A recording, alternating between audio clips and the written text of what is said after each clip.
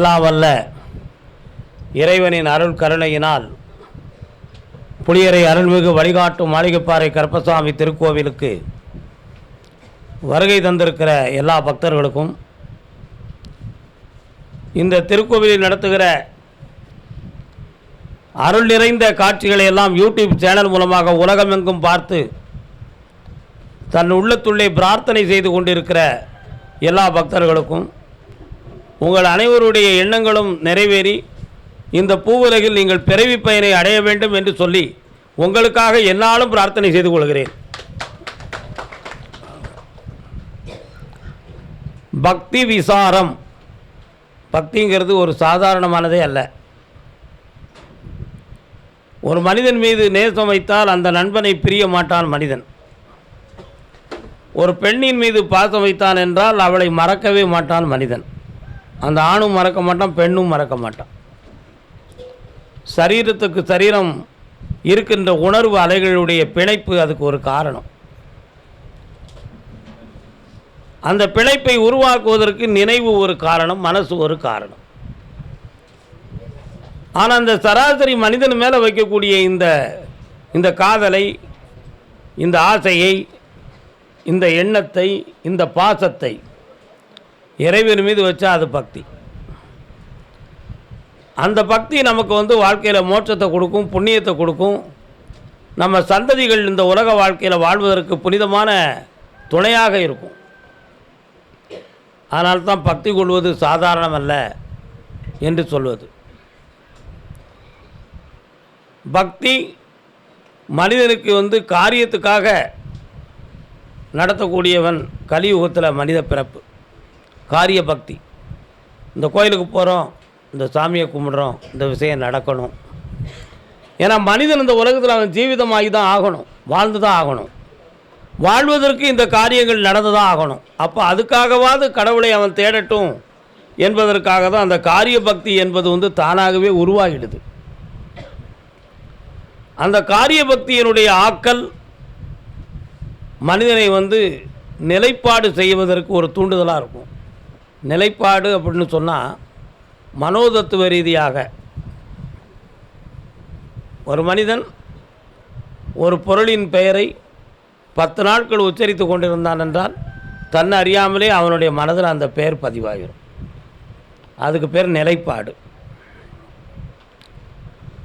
ஒருவன் ஒரு ஊருக்கு 20 நாட்கள் போய்கிட்டு இருந்தான்னா அந்த ஊரில் உள்ள இடங்கள், கட்டிடத்தினுடைய அமைப்புகள், இயற்கை சூழ்நிலைகளுடைய தன்மை அவனுடைய மூளையில் போய் ரெக்கார்டாயிரும். அதுக்கு பேர் நிலைப்பாடு. அந்த ஊர் பேரை சொன்ன உடனேயே அவன் அந்த ஊரில் நிற்கிறது மாதிரியே அவனுக்கு ஒரு பாவனை தோன்றும். அதுக்கு பேர் நிலைப்பாடு. இந்த அளவுக்கு ஒரு மாபெரும் ஆற்றல் மனிதனுடைய மனசுக்கு இருக்குது. அந்த மனதுக்கு அவ்வளோ பெரிய சக்தி இருக்குது. அது மனோசக்தி. மூளையினுடைய ஒரு அடிப்பகுதி தான் மனசு. மனித சரீரம் தோன்றுவதற்கு மூல காரணமாக முதல்ல தோன்றியது என்னன்னா அடிமூளை. அதனால்தான் அதை அடிமனம் அப்படின்னு சொல்லும். அதுக்கு பிறகு மெல்ல மெல்ல சரீரம் வளர்ந்து முழுமையாகுது. 3 மனத்தன்மைகளை பெறுது. மனிதனுடைய மூளை 3 பிரிவாக இருக்குது. புறமனம், உள்மனம், ஆழ்மனம் அப்படின்னு சொல்லி. இது சயின்டிஃபிக்கான ஒரு விஷயம். ஆழ்மனம் மட்டும் எப்படிப்பட்டது அப்படின்னு சொன்னால், ஒரு வகையான திசுக்களும் அதில் ஒரு உணர்வு அலைகளும், காற்றா அல்லது வெறும் ஸ்தூலமா என்று மெய்ப்பிக்க முடியாத ஒரு மறைபொருளான ஒரு ஆத்ம ஆற்றலும் இருக்காது. அதுதான் நமக்கு ஆழ்மனமும், அதுதான் நம்முடைய ஆத்மாவும். அதுதான் இது விஞ்ஞானமும் மனோதத்துவமும் கலந்த ஒரு விளக்கம். ஆன்மீகவாதி ஒரு சாதாரண விளக்கத்தை சொன்னால் அது ஒரு வேறு வீதியில் நமக்கு விளக்கம் கொடுக்கும். இந்த ஆழ்மனதில் பதியணும் அப்படிங்கிறது மட்டும்தான் நம்முடைய ஒரு பெரிய விஷயம். எல்லாருமே கொஞ்சம் அமைதியாக இருந்தால் தான் அந்த விஷயத்துக்கு நமக்கு தெளிவு கிடைக்கும். நம்முடைய புற மனசு, நம்முடைய புற உடல் ஒன்றை அனுபவித்து, ஒன்றை பார்த்து, ஒன்றை பற்றி பேசி, ஒன்றை பற்றி நினைத்து பழக பழக தன்னை அறியாமலே அது முதல்ல உள்மனத்தில் போய் பதிவாகும். உள்மனத்தில் போய் நீண்ட காலம் அது இருந்து பழகிடுதுன்னா அதுக்கு அடுத்து அது ஆழ்மனத்தில் போய் ஒரு அடிப்படையில் போய் அது நீடித்த பதிவாக மாறும். அந்த நீடித்த பதிவாக மாறக்கூடியது அவனுடைய முழு கேரக்டராக இருக்கும். அந்த கேரக்டர் தான் அவனுக்கு பிறக்கக்கூடிய பிள்ளையினுடைய வடிவமாக இருக்கும். அவனுக்கு பிறக்கக்கூடிய ஜெனரேஷனுடைய மனசாக இருக்கும். அவனுடைய வாழ்க்கையினுடைய இயல்பு தன்மையாக அது இருக்கும். இந்த அளவுக்கு இந்த மனதுக்குள்ளுடைய நிலைப்பாடுகள் அப்படி இருக்குது. நாம் நினைப்பது நாம் செய்வது எல்லாம் புறமனதின் மூலமாக செய்து உள்மனதிலே பதிவாகி அது காலம் கடந்து ஆழ்மனதில் பதிவாகுவது போல இறைவன் மீது செலுத்துகிற ஒவ்வொரு அன்பும் புறமனதிலும் புற உணர்விலும் செயலாகப்பட்டு அது பலனை அடையும் பொழுது தன்னை மறந்து அதை நினைக்கின்ற ஆற்றலிலே அது உள்மனதில் பதிவாகி ஆழ்மனதில் அது ரெக்கார்ட் ஆகும் பொழுது நம்ம உண்மையான பக்தனாக மாறிடுவோம். இந்த ஆழ்மனதில் பதிவாகினவன் தான் ஞானியாக, மகானாக, சித்தர்களாக, யோகியர்களாக மாறுதான். ஏனென்றால் அந்த ஆழ்மனதுக்குள்ளே எடுக்கக்கூடிய ஆற்றல் ஆத்ம ஆற்றல். அந்த ஆத்ம ஆற்றலில் போய் நாம் இறைவன் மீது வைக்கின்ற பக்தியும் அன்பும் போய் பதிவாயிடுன்னு சொன்னால் அவன் அந்த நிலையாக மாறிவிடுகிறான். தத்துவமசி, நான் அதுவாக இருக்கிறேன் என்று சொல்வதை போல்.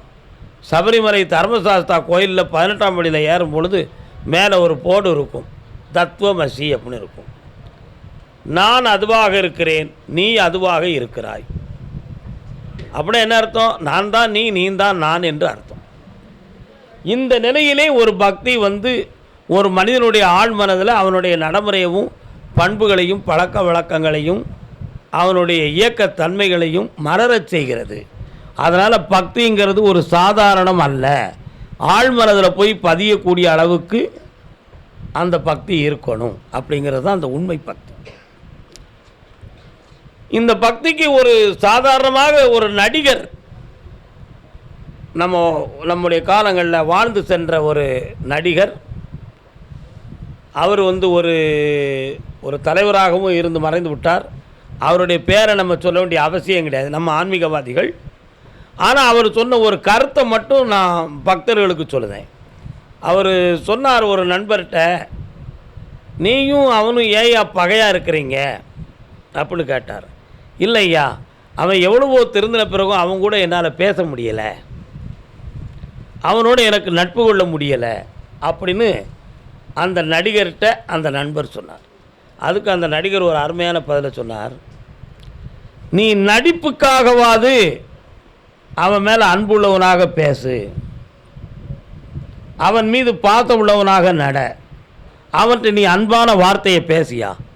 நடிப்புக்காகவாது நீ பல நாள் பேசு, காலம் போக போக அந்த நடிப்புக்காக நீ வைக்கிற பாசத்தை கூட நீ செய்யாமல் இருக்க முடியாது, அதுவே உன் இயல்பாக மாறிவிடும். அதுவே உன் இயல்பாக மாறிவிடும். அதனால் நீ முதல்ல நடிப்புக்காகவாது நீ வெறுத்திருக்கிறவங்க கூட நீ பேசி பழகு, நீ விரும்பி பழகு, நீ இணைந்து பழகு. அந்த நடிப்புக்காக பழகிறது கூட கடைசி காலத்தில் அது உண்மையாக மாறும், ஆழ்மனதில் பதிவாயிரும். பரஸ்பரமான அன்பும் உண்மையும் இந்த உலகத்தில் உயர்ந்துரும்னு சொன்னார். அந்த ஒரு தத்துவம் இன்று வரை அவர் மறைந்து விட்டால் அந்த தத்துவம் மனசை விட்டு நீங்கலை. அப்போ அவருடைய ஆழ்மனத்தில் என்ன நடந்திருக்கு? எல்லோரையும் விசுவாசிக்கணும், எல்லாரையும் விசுவாசிக்கணும், எல்லாருக்கும் நல்லதை செய்யணும், எல்லாரும் மனமும் குளிர்படி நம்ம நடக்கணும், எல்லாரும் மனதில் நம்ம வீட்டு இருப்போங்கிற ஒரு கேரக்டர் அவருடைய ஆழ்மனத்தில் ரெக்கார்டாகிருக்கு. அதை அவர் செஞ்சுருக்கார். இதே மாதிரி தான் நம்ம பலன் இருந்தாலும் இல்லை என்றாலும் பகவானுடைய திருநாமத்தை நீ சொல்லி பழகு, பஜனை பாடி பழகு, பிரார்த்தனை செய்து பழகு, கோவிலுக்கு போய் பழகு, இறைவனை நீ வழிபட்டு பழகு. இப்படி நீ பழக பழக ஒரு விஷயம் நடந்தாலும் நடக்கலைனாலும் உன்னுடைய உணர்ச்சியிலும் உன் ஆத்மாவினும் இத்தனை மணிக்கு சாமியுடைய திருநாமத்தை சொல்லணும், இத்தனை மணிக்கு நம்ம கோயிலுக்கு போகணும், இவ்வளோ நேரம் பகவானுடைய அடைக்கலமாக நம்ம மனதை சாதனை செய்யணும் அப்படிங்கிற ஒரு பழக்க உணர்வாவது உன் ஆத்மாவில் ரெக்கார்ட் ஆகும். அதுக்காகவாது உனக்கு புண்ணியம் கிடைக்கும், அதையாவது செய்யா, அது ஒரு பக்தி தான்னு நம்ம மகான்கள் நமக்கு வழிகாட்டினாங்க. இந்த பக்திக்கு ஒரே ஒரு எடுத்துக்காட்டு யாருன்னா பக்த ஆஞ்சநேயர். பக்த ஆஞ்சநேயர் ஆஞ்சநேயர் அரியா பருவத்தில் ஒரு மரத்தில் உட்கார்ந்துருந்தார். அப்போ முதல்ல அவர் மனித பிறவி தான். அவருக்கு வானரம் போன்ற முகம்லாம் கிடையாது. காலையில் அவர் பார்க்கும் பொழுது சூரியன் உதயமாகி செவ்வாய் நிறத்தில் வந்துக்கிட்டு இருக்கு. அதை பழமுன்னு நினச்சிக்கிட்டார் அவர் அறியாமையில். பாருலவும் பரிதியை பழமென்று கருதியே பரந்த பரந்தாமா ஆஞ்சநேயருக்கு துதி எழுதியிருக்கிறான். பார் உலவும் பருதினா சூரியன். அது செம்மை நேரத்தில் உதயமாகி வந்தோன்னே அது பழமாக இருக்குமோன்னு நினைத்து மரத்தில் இருந்து தன்னுடைய ஆற்றலை பயன்படுத்தி அதை பறிக்கிறதுக்காக ஆகாயத்தில் போகிறார். அப்படி வெட்ட வெளியில் அவருக்கு எப்படி அந்த சின்ன வயசில் வெட்ட வெளியில் போகக்கூடிய சக்தி கிடச்சிது? அவங்க அம்மா ஆஞ்சநேயர் வேடர் குலத்தில் பிறந்த மகள். அவளுக்கு வாயு பகவானுடைய சக்தியான வாயு பகவானே மனிதனாக பிறந்து அஞ்சனா தேவிக்கு கணவனாக இருந்து பிறந்த மகன்தான் அனுமான், ஆஞ்சநேய அனுமான். அந்த ஆற்றலில் காற்றில் பறந்து செல்லக்கூடிய சக்தி ஆஞ்சநேயருக்கு இருந்துச்சு. இதுதான் அதனுடைய உண்மை. முதல்ல நம்ம சொன்னோம், ஒரு மனிதனுடைய ஆழ் மனதில் இருக்கக்கூடிய கேரக்டர் தான் அவனுக்கு பிறக்கிற பிள்ளைன்னு சொன்னோம். இப்போ அதையத்தை நம்ம சொல்லுதோம், வாயு பகவானுக்கு அஞ்சனா தேவிக்கும் பிறந்த பிள்ளை தான் ஆஞ்சநேயமூர்த்தி. அதனால் வாயு பகவான் காற்று சஞ்சாரம் பண்ணக்கூடிய சக்தியுடையவர் அவர்தான் வாயு. ஆனால் இவருக்கு அந்த வெட்ட வெளியில் பறந்து செல்லக்கூடிய சக்தி குழந்தை பருவத்திலே இருந்துச்சு என்பதுக்கு தான் அதுக்கு எடுத்துக்காட்டு. இது அப்படி போகிற பொழுது தேவேந்திரன் பார்க்குறார், ஆகாய வீதியில் பறந்து போகிறானே, சூரியன் பக்கத்தில் போயாச்சுன்னா பிள்ளை தவறு நடந்திருப்பேன், அறியாமையில் போகிறான்னு தன்னுடைய வஜ்ராயுதத்தை கொண்டு ஆஞ்சநேயர் மேலே எரிஞ்சு கீழே தள்ளிடணும், அப்போ தான் பாதுகாக்கப்படும் அப்படின்னு நினச்சி வஜ்ராயுதத்தை கொண்டு எரிஞ்சிட்டார். காப்பதுக்காக எரிஞ்சார். அது ஆஞ்சநேயருடைய முகத்தில் பட்டுருச்சு. பட்ட உடனே பொம்முன்னு முன்னால் வீங்கிக்கிட்டு வந்துருச்சு. அந்த எரிந்த விசையில் கீழே விழுதார். ஒரு நதிக்கரையில் சனகாதி முனிவர்கள் யாகம் வளர்த்துக்கிட்டு இருக்காங்க. அந்த யாகத்தீயில் போய் விழுந்துட்டார் ஆஞ்சநேயர். யாகம் அழிஞ்சு போச்சு. சனகாதி முனிவர்கள் கோபத்தோடு எழுந்தாங்க. நாங்கள் நடத்துகிற யாகத்தை நீ கலைத்ததனால் உன் சுய பலம் அறியாமல் நீ போவாய் அப்படின்னு ஒரு சாபத்தை விட்டாங்க ஆஞ்சநேயருக்கு சனகாதி முனிவர்கள். அஞ்சனாதேவி பக்கத்தில் வந்தா, என் பிள்ளைக்கு சாப நிவர்த்தி என்ன சுவாமின்னு கேட்டான். எம்பெருமான் நாராயணன் பூவுலகில் தசரதனுக்கு மகனாக பிறந்து ஸ்ரீராமன் என்னும் திருநாமத்தோடு இந்த உலகத்தில் வாழ்வான். அவனுடைய நாமத்தையும் அவன் பாதத்தையும் இவன் வணங்கும் பொழுது புதிய பலத்தையும் புதிய ஞானத்தையும் பெற்று உலகமைக்க வாழ்வான் என்று மறு வாக்கு கொடுத்தாங்க. அந்த ஸ்ரீராமருடைய நாமத்துக்கு அவ்வளோ பெரிய சக்தி, ராமநாமத்துக்கு அவ்வளோ பெரிய சக்தி. அஞ்சனாதேவி முன்னறிவு படைத்தவள். நாராயணன் இன்னும் அவதாரம் எடுத்து ஸ்ரீராமராக பிறக்கவே இல்லை, இனிமேல் தான் பிறக்க போகிறார். அதுவரை நம்ம பிள்ளை சுய பலம் இல்லாமல் இருந்தால் நம்ம மனது புண்படும். என்ன செஞ்சால் சரி வரும்? ஆஞ்சநேயா, இன்றிருந்து உன் ஆன்மாவிலும் உன் மனதிலும் ராம் ராம் ராம் என்னும் திருநாமம் ஒலித்து கொண்டே இருக்க வேண்டும் சொன்னான். அன்னையிலிருந்து ஆஞ்சநேயர் ராம் ராம் ராம்னு சொன்னார். அப்படி அந்த வார்த்தையை சொல்ல சொல்ல அவருடைய உணர்வில், அவருடைய ஆத்மாவில், அவருடைய சரீரத்தில், அவருடைய புறமனம், உள்மனம், ஆழ்மனம், அவர் மூச்சே ராம் ராம்ங்கிற திருநாமமாக மலர்ந்து விட்டன. ஸ்ரீராமரை சந்திக்கக்கூடிய காலம் வந்துச்சு. ராமனுக்கு தூதனாய், ராமனுக்கு சேவகனாய், ராமனுக்கு மகனாய், ராமனுக்கு பக்தனாய் இருந்து வந்தாங்க. கடைசியில் ஒரு கிளைமாக்ஸ் நடந்துச்சு. இலங்கையிலிருந்து சீதாதேவியை கொண்டு வந்தாச்சு.